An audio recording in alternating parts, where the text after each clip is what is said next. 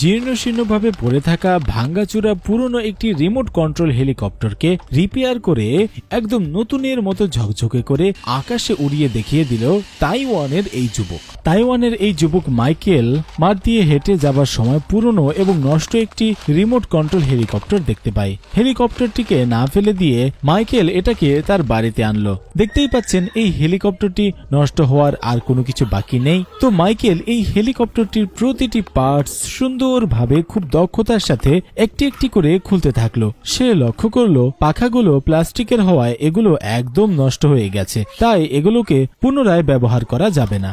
হেলিকপ্টারের এই নষ্ট পাখাগুলো খোলার পর হেলিকপ্টারের বাকি অংশগুলোকে একটু পরিষ্কার করে নিল। মোটামুটি একটু পরিষ্কার করার পর নষ্ট এই হেলিকপ্টারটির প্রত্যেকটা আলাদা আলাদা পার্ট খুব দক্ষতার সাথে খুলতে থাকলো। তো ঠিক পরের মুহূর্তে দেখা যায় হেলিকপ্টারটিতে থাকা ইলেকট্রিক যে পার্টসগুলো আছে সেগুলোকে একটু বেশি সাবধানতার সাথে খোলা হচ্ছে, যাতে এগুলো না নষ্ট হয়ে যায়। মোটামুটি প্রতিটা পার্টসকে আলাদা করা হয়ে গেলে এগুলোকে বড় একটা প্লাস্টিকের ডিস্কে রেখে তার মধ্যে পানি এবং ডিটারজেন্ট দিয়ে দেয় এগুলোকে পরিষ্কার করার জন্য।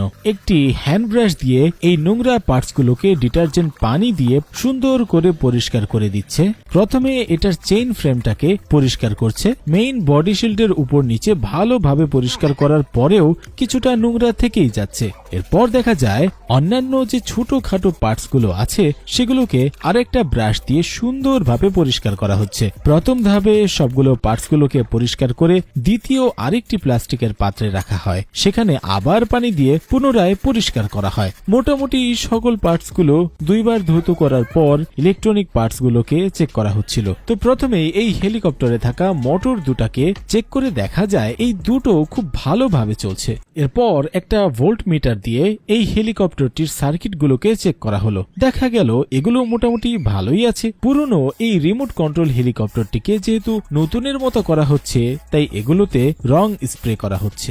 এরপর সবগুলো পার্টসকে একত্র করে রিমোট কন্ট্রোল হেলিকপ্টারটির মেইন ফ্রেমের সাথে দুইটা মোটরকে জুড়ে দিয়ে সাথে আবার ইলেকট্রিক সার্কিটগুলোকেও জুড়ে দেওয়া হলো। পুরনো হেলিকপ্টারটির সাথে থাকা ব্যাটারি কিন্তু নষ্ট হয়ে গিয়েছিল, তাই নতুন একটা ব্যাটারি আনা হয়েছে। ব্যাটারির সাথে মোটরগুলোকে লাগিয়ে চেক আপ করে নেওয়া হয়। দেখা যায় মোটরগুলো খুব সুন্দরভাবে চলছে। এরপর এই যুবকটি সিলভার কালারের দুটো ফ্রেমকে হেলিকপ্টারের দুই সাইডে লাগিয়ে দেয়। এখানে একটা জিনিস লক্ষ্য করলে দেখতে পাবেন পুরনো হেলিকপ্টারটিকে সহজে খোলা গেলেও নতুন করে আবার এটা লাগানোর সময় একটু ঝামেলা হচ্ছে, একটু দেরি লাগছে।